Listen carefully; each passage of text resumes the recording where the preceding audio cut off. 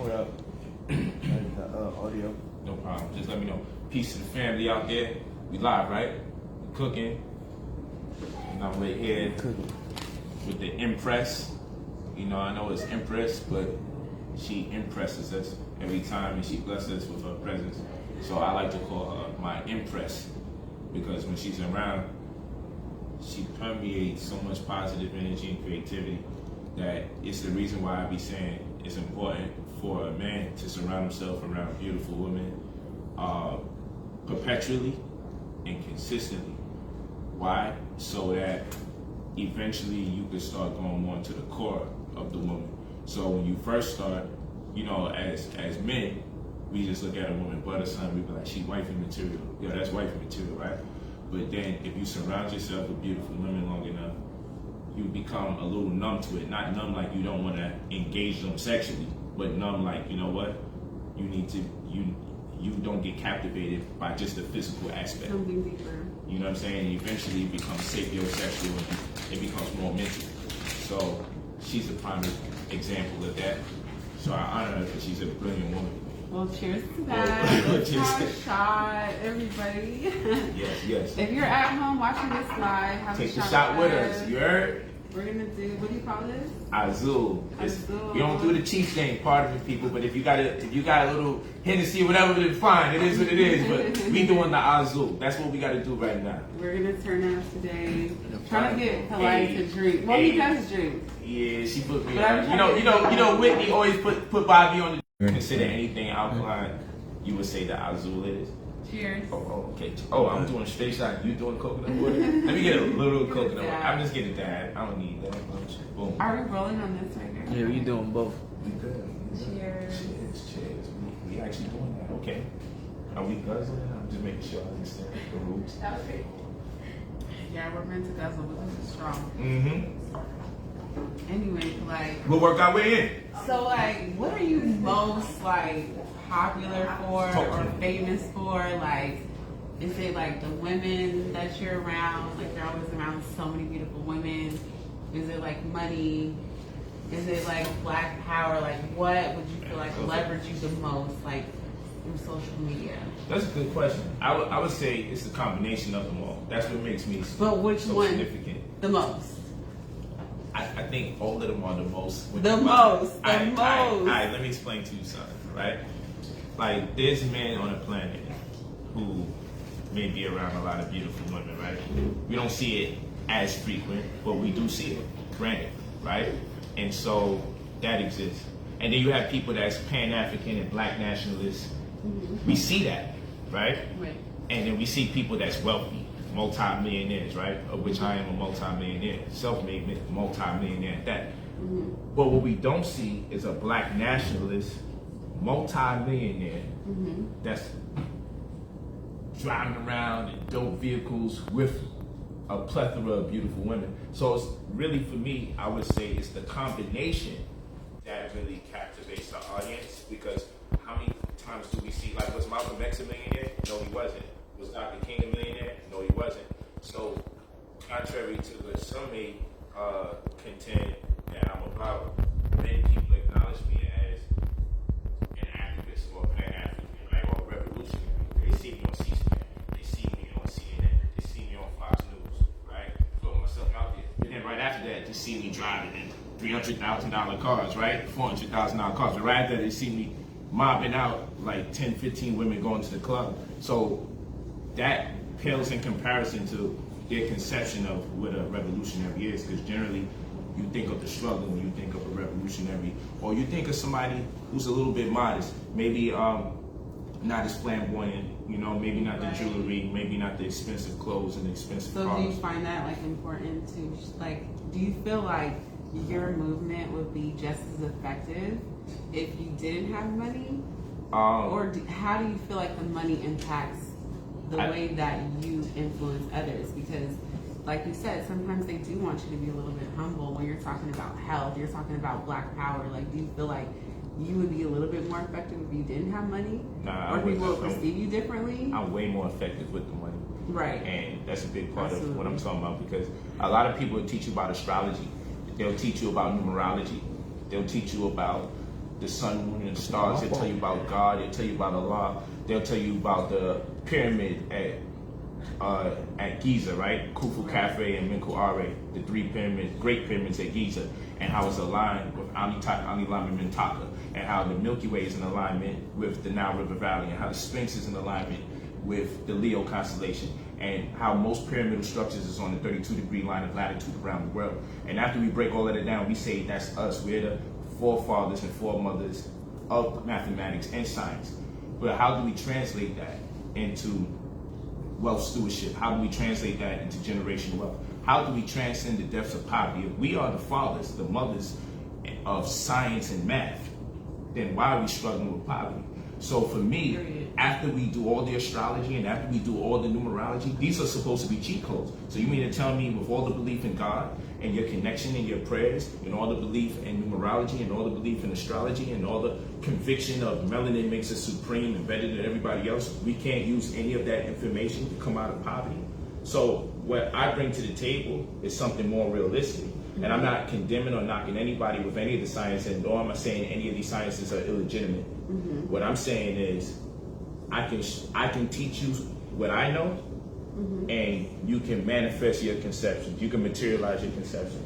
You know, I can say when I share information with you that's empowering, you can actually make it applicable and change your life in the ways that I say that you can change it in. What, in terms of paying your bills or making sure that you can give your children the unnecessary. I don't want to just give my children what they have. I don't want to just give my women what they have. I want to give them the unnecessary. And it's all right, because too many of us struggled from over 400 years. We had the trans-Saharan slave trade that took us out for 11 to 1,200 plus years under Arab imperialism and colonialism. Then we come over here and the white man created a better brand of slavery, a better working model, and then we was enslaved under him for 400 or 500 years. So we almost did 2,000 years in subjugation. You feel what I'm saying? So it's not too much for me to say, hey, with the 60 to 70 years of freedom that we so-called have right now, I think we're asking too much of our people to be able to get rid of their dysfunctions. But what I can say is I'll offer you something that's pragmatic. I'll offer you something that's realistic, where you can say, you know what he's teaching in stocks and he's teaching in crypto, we can take it to another level. So I already asked you, if you didn't have money, like how would it affect you in social media? If you had no money, would you still be polygamous? Relationship? Well, I started out polygyny when I had no money. Okay, so that's already something that you already right. But the goal has to be to get to the money, though. It does have to be to get to the money, but I find that in my opinion, I find it easier for a man to be in a polygamous relationship if he has money, right? I would say this: it's a component of it, right? It helps because my responsibility as a man, I get with you as a woman. When I'm dealing with multiple women, the first thing people have to understand is I'm not the guy that says, oh, being with one woman doesn't work, so fuck that, I'm going to be polygynous. Contrary to what people believe, in order to be great at polygyny, you have to be a master at monogamy. I have to master monogamy. So when you see me with 4 wives and courting other women, you're really looking at 4 monogamous relationships plus several others that's potential. You see what I'm saying? So for me to be polygynous, I have to master monogamy. That's one. So when we say, well, you gotta have money. No, money's great, right? But you gotta have a lot of discipline. Discipline is important, you know, and then eventually you have to be able to transcend discipline. But what I mean by transcend discipline, if I become vegan, which I am, right? I'm vegan the first year or two, somebody would say, yo, it take mad discipline. I'd be like, yo, that's real. This should take discipline because sometimes I feel like eating chicken. I just got put on the jerk chicken and hard dough bread. Shit, right? I can eat saltfish and all this other stuff. I love it, right? And ground food and all that. But if I'm doing this for 10 years, it shouldn't be a matter of discipline. If it is, that means I'm struggling still after 10 years. So, as a man, then we have to transcend discipline where it's no longer a struggle to subdue our passions or put our carnal nature in check. And then here's another thing that people have to understand when you're dealing with polygyny or you're dealing with multiple women. You know, we have to understand that as a man, in my working model, right, my responsibility is to see to it that you get to my level or in or around. So I know that you're staying with me because you choose to. So in other words, I have to add value to you. I have to compound interest. I have to know what your goals and your desires are, right? Mm-hmm. You and I have to come up with a plan that's for us. You and I have to find out how to integrate a vision that's for the whole family. And then you and I have to figure out a plan that's exclusively for you so you don't lose your identity being with me, right? So if you're only here supporting me and then we separate, then you are an economic slave and you have nothing. You cut off your friends, you cut off your family, and then now you got to rebuild. That's crazy. So my job as a man in polygyny, which I have a different working model from religion, my job is to see to it that you are self-sustaining and self-governing. My job is to see to it that I increase your network. My job is to see to it that for every worldly obligation, you no longer have to worry about it beyond measure. So when you stay with me, I know at the very least you're not staying with me because of money.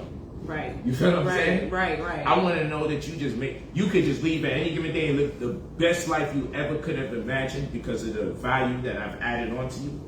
And then that shit represents some form of loyalty. But if it doesn't, it's okay. You owe me nothing. Because at the end of the day, if I make you a better person potentially for someone else, because we might have outgrown each other, it's still a responsible decision for me to make. And it's a responsible decision for a woman to make. Oftentimes women make men better for another woman. Because the women outgrow the men, because the man probably is not mature enough because he lies too much. So that's where the discipline comes in, and then you got to transcend discipline. First, you got to be trying not to lie. Is polygamy for everybody? Absolutely not, because So you feel like we're just born to be in monogamous relationships, and some people were born to be in polygamous relationships? I just feel like people are born, and depending on the circumstances that surround. No, I'm saying in a perfect society, if we had to culturally change the way that we were structured, would you say that polygamy should just be like the norm, or? Absolutely not. I feel the norm. Feel like some people should be in monogamous relationships and some people should be in polygamous relationships? Yeah, I feel it's at the decree of the most prevailing culture, wherever people may reside. And so for me, my thing is, I just want people to do what they can see to be the most powerful thing that they can do to contribute to existence or humanity. So I don't really have this is the ultimate way. I have the ultimate way for me. I'm a king, you know what I'm saying? I just know this. And so when you own your divinity, reality buys into it. So I own my divinity. So wherever I walk, I don't have to persuade anybody to convince them that they need to treat me like a royalty.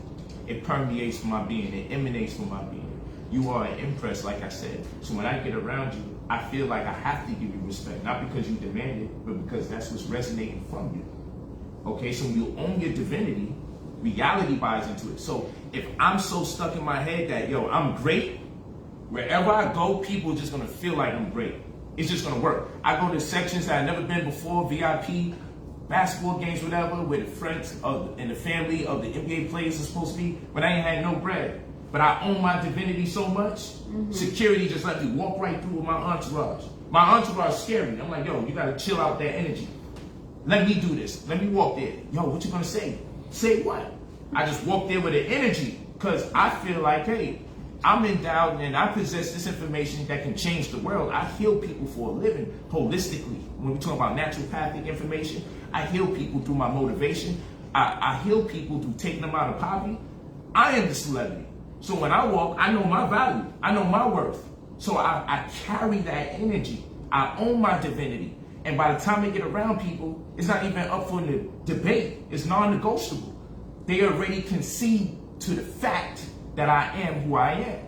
You feel what I'm saying? So when it comes to polygyny, I'm a fucking king. I'm supposed to have the right to have access to multiple women. You couldn't tell me nothing different because that's in my genes. Somebody else could think that and it ain't gonna work out because that's just not really in your genes. It's in my genes. I'm supposed to be around multiple women because I know their true worth. I know their true value. I know their power. Niggas say that's pimping, but that's the only reference they have for this, so I understand. It's a degenerate reference because the mind is always looking to compare something to the other in order for them to understand it. Like I'm conscious, so if I talking a lot of knowledge, people say, yo, you Muslim? I'm like, yo, why do Muslims get the credit for consciousness? That's not fair.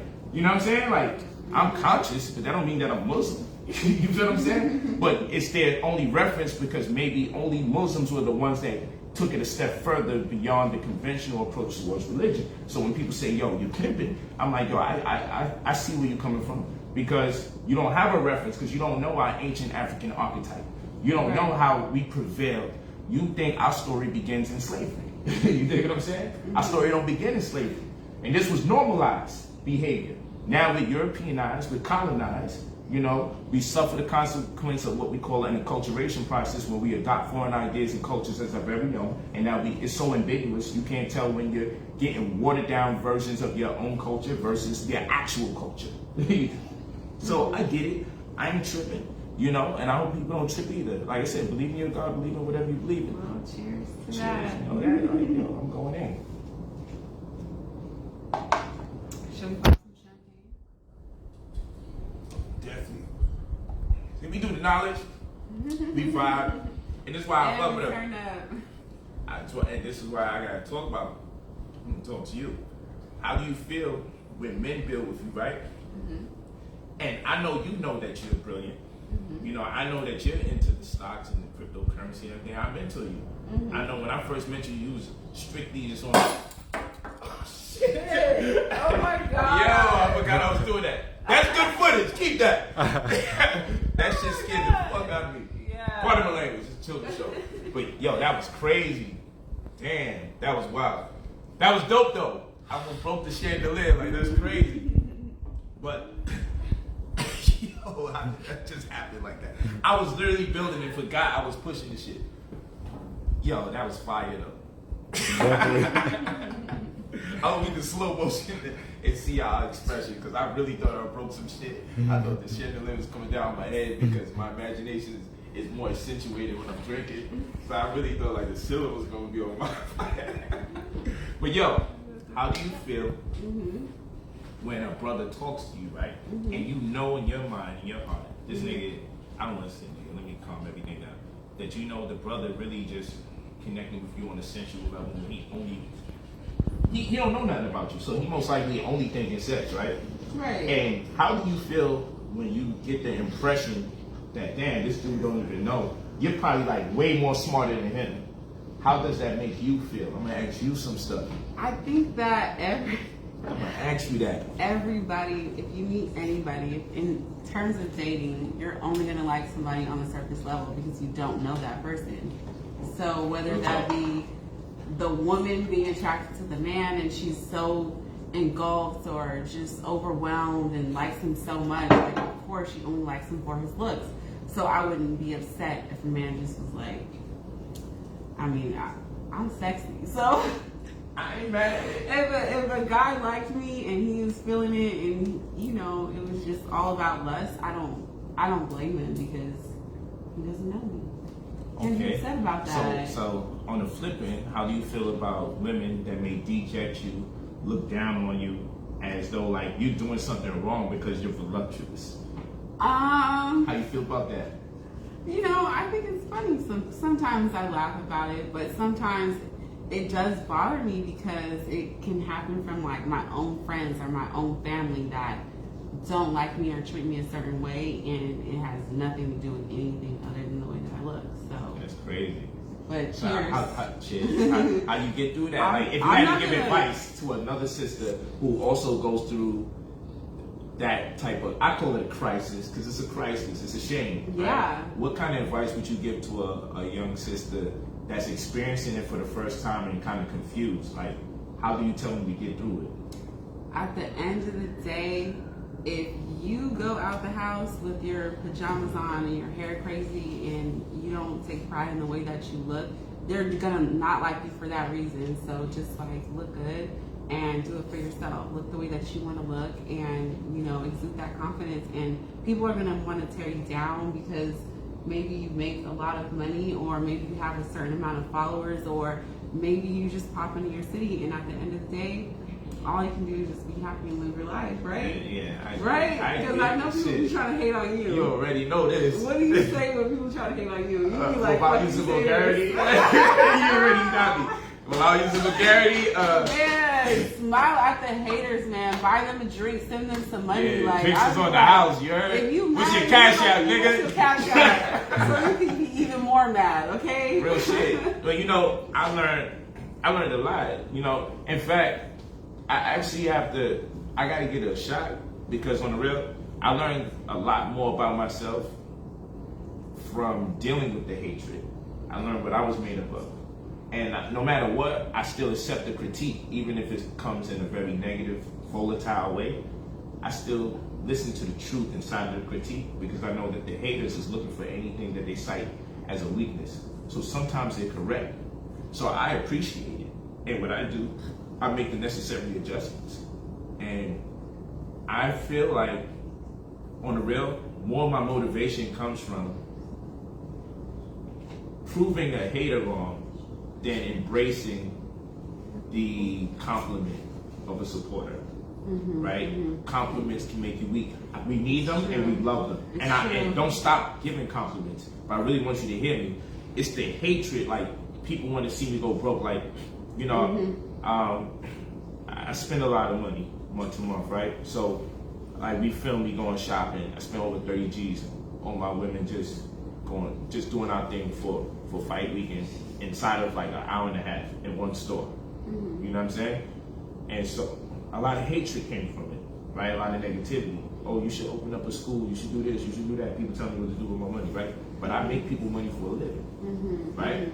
And people are like, oh, you contributing to the white man. I'm like, yo, you work a 9 to 5. You do over 40 hours with a white man. You make him money weekly, yearly. I don't. So even if I shop and spend 30K, right, it can't amount to what you do every year. And you're planning to do this for hundreds of thousands of dollars. You're planning to a do little this. seed of that. Facts. I can never compete with the nigga who works for the white man for 30, 40 years looking to retire. Nothing that I spend can compete with what you're going to do for a lifetime working for. And you see what I'm saying? How crazy that is? Their time. Facts. They exchanging time for money. Your whole life is gone. Real talk. So, you know, they don't look at it and say, damn, this black man is showing love to the black woman. Because secretly a lot of black women are jealous of black women. That's a whole nother conversation. They hate when the woman is getting something, like they want me to buy them a dress. Like, what the fuck is wrong with you? You dig what I'm saying? So that's another conversation that really needs to be had. Like, are men low-key jealous of women and the perks that come with being a woman? That's true. You know what I'm saying? Like, I don't feel bad as a man. You're simping. They always. We're gonna have to unpack that on my YouTube page because that's a great topic. Right It's there. a powerful topic. We gotta do that. Very, very true. We gotta do that. That's some real shit because motherfuckers really be feeling the way. And I'm like, yo, they call me simp. They call me this, that, and third. And I'm like, yo, I honor. We sought to honor thy mother and thy father, right? So, like, I got daughters. I would hope that a man showers my daughter with gifts under the pretense that he recognizes the black woman as God, or at the very least the progenitor of society, the mother of creation, the founder of human life on earth, no matter what race came out of y'all wombs. Like, what's the difference between tricking and you know, well, you're married, so it's different. But what would be the difference between you can't trick on your wife, right? Yeah, what would be the difference between a man, like, you know, like you said, worshiping a queen and like treating her the way she's supposed to be treated in the trick? What's the difference? I think it's in the words. Like, tricking is based on you being tricked. You know what I'm saying? Like, if that woman is really spinning you around and you over here like, yo, you got emoji hearts in your eyes and you think this shit is legitimate. Hey, he's treating her good. What's wrong with that? But he might be treating her good. But if he's treating her good and she really ain't into him, he's being tricked. So I feel like that's tricking. Okay. You know what I'm saying? Right. You know, if very true. You know, but if he genuinely appreciates that woman, and that woman appreciates him, I can never see it as tricking because I'm just in a different spirit. I really feel like I say this, as a man, I go out with you. I want you to dress real nice, right? I want you to be my trophy. I want to go in the world and I want everybody to be like, damn, that motherfucker's lucky, right? I want your hair hooked up. I want your body intact. I want all of that, right? So in my world, and you guys could disagree, it's everyone's right, but don't disrespect me. If I want these things of you, right?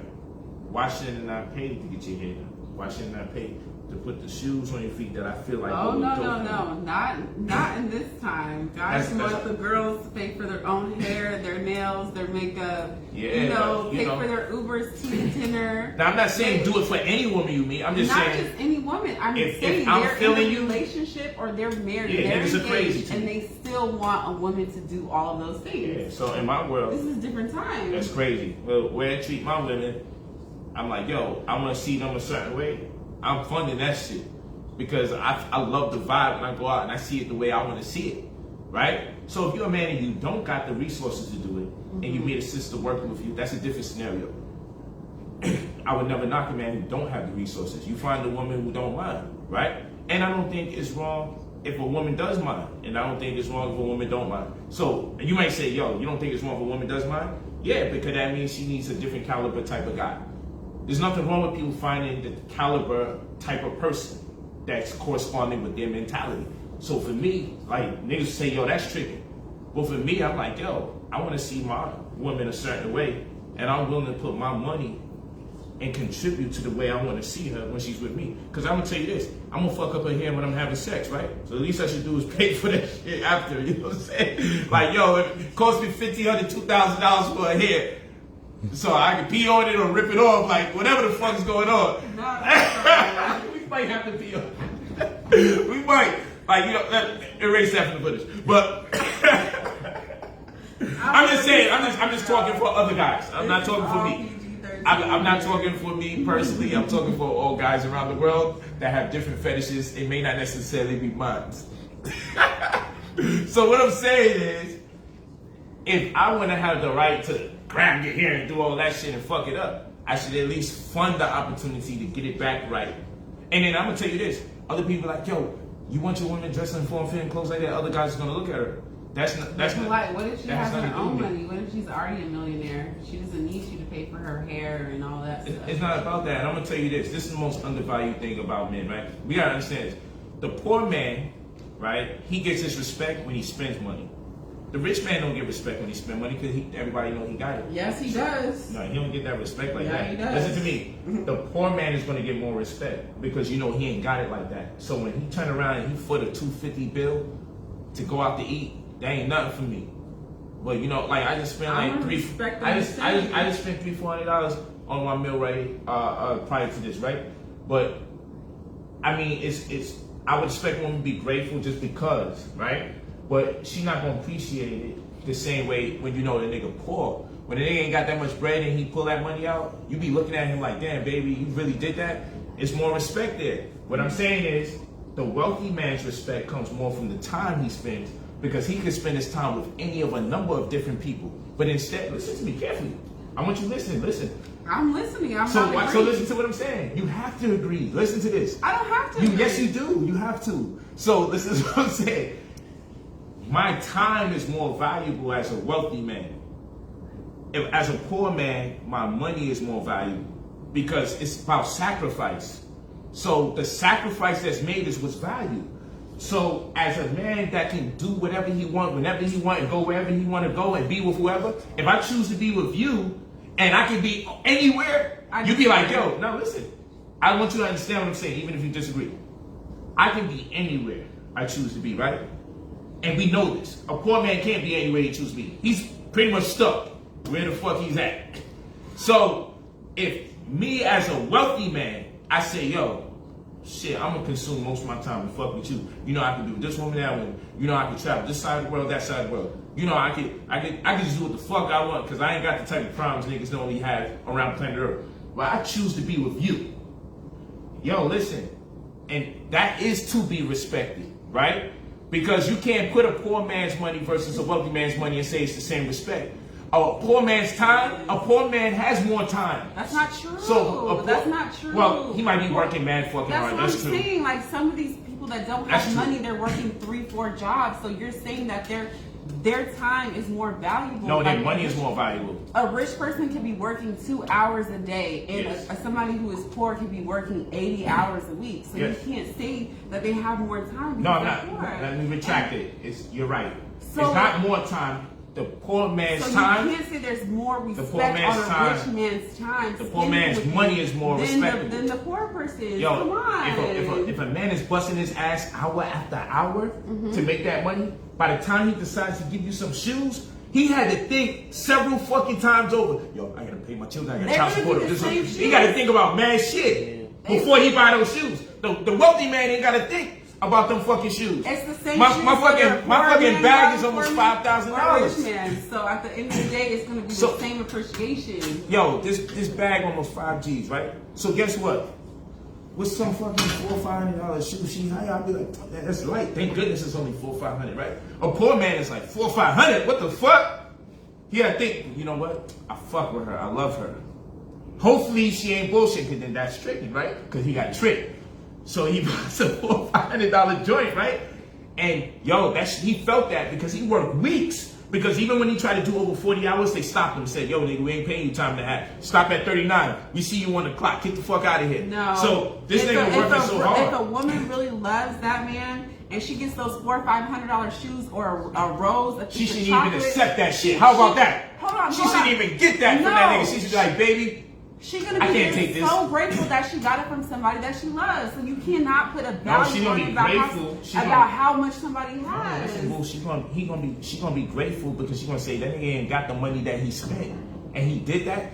How would it not be impactful? If my Wiz buy me some shit I know she ain't got like that, I'd be like, damn, it becomes more sentimental, and that's just how we are as human beings. Like, yo, I know this was a struggle, or you made a sacrifice. So what I'm saying is, the wealthy man is a businessman, most likely. His time is more fucking important than his fucking money. Even though money's important, the wealth we can never say. So watch this, watch this. So poor people don't Watch have this. important time. No, their time is important. It's just not important. Relationship wise, what I'm saying is, it's a sacrifice. Yo, let me explain this. As a millionaire, right? I can do what the fuck I want. I don't have to be obligated and into consistent relationships with people. More options, right? You feel me? Mm-hmm. So for me More to access. sit here and be like, yo, I'm gonna obligate myself to you. That's enough for you to have. I'm telling you, listen, poor listen. people begin Listen, listen. in. I'm not gonna say it's They absolute. be- I'm not they saying be it's having absolute. bitches. I'm not saying. I'm not saying it's absolute. But what I'm saying is this: for a wealthy man to say, "I'm gonna obligate myself to you and see you consistently," or I'm gonna even listen to the shit you talk when you upset about some shit, right?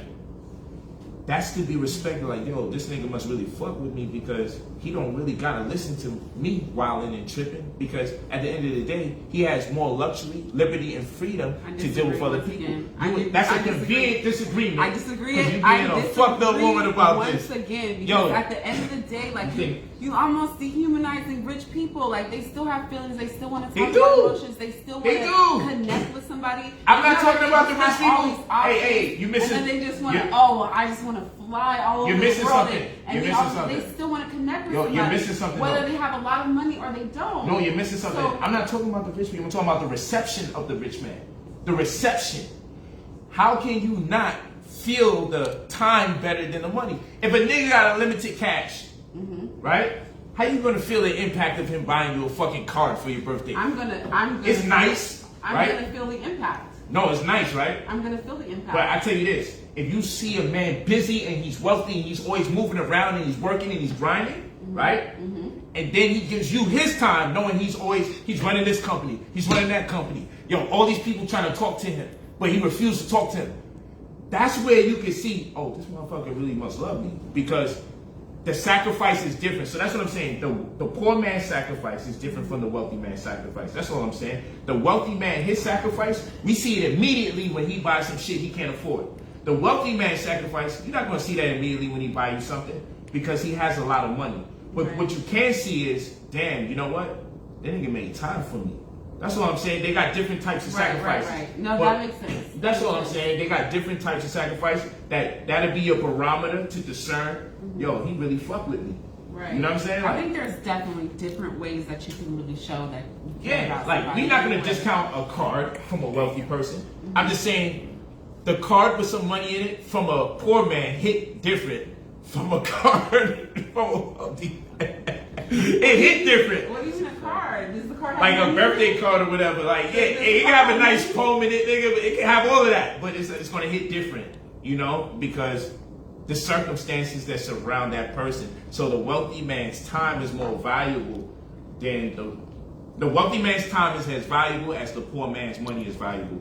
It's right there because, and we're not gonna act like the poor man's time isn't valuable. We're just gonna say we see more intrinsic value in a wealthy man's time because that's where his sacrifice comes in. Versus the poor man, his sacrifice mostly comes in like, I ain't got it, I gotta pay these bills, I might have child support, you know, shit. These are red bottoms I just bought old girl, $1,100. I'm wearing some fucking backdated retro mics, and I got my girl wearing the $1,000 shoes. Like this shit hit different. If we break up, she gonna be walking around with the $1,000 shoes with another nigga. I'm gonna be still here with these shits, damn near getting a hole at the bottom. Like this is the things that men go through where they feel fucked up when they even break up. Like I'm telling you God code shit. I'm telling you some secrets. This ain't even up for debate. This is just the secrets of a man. Just like a woman go through what she go through when she break up. Mm-hmm. And it's things that men don't even consider. Mm-hmm. It's the man that be like, yo, nigga, like I know I love you. And she be like, yo, that's just money. It don't mean that. No, that shit means something to a nigga who ain't got it because he worked hard for it. And he had to go through multiple possibilities of probably being fucked up before he bought you the dinners you wanted, went on the vacation he couldn't afford, spent some money on some shoes he couldn't afford, and then you break up? That nigga start thinking about the bills. You like, yo, I'm not a piece of fucking money or that's all that matters. No, it ain't even about that. It's really, he expended a lot of energy to be compensated with that money to turn around and give you the things that you like. So when the shit don't work out, it starts hitting different. Like, yo, I may never do this shit again. Does that mean you supposed to stay with a nigga because he bought you something? Hell fucking no. Hell no. It's just the things that enter a nigga mind. You know what I'm saying? Like, it happens. On that note, cheers. You already know. To turn up. This has been fun. Yeah. You know, like we talk that talk. We didn't even get to talk You about could cut that. crypto. You could. We didn't even get to talk about crypto. Let me cut that. We will they got that. back.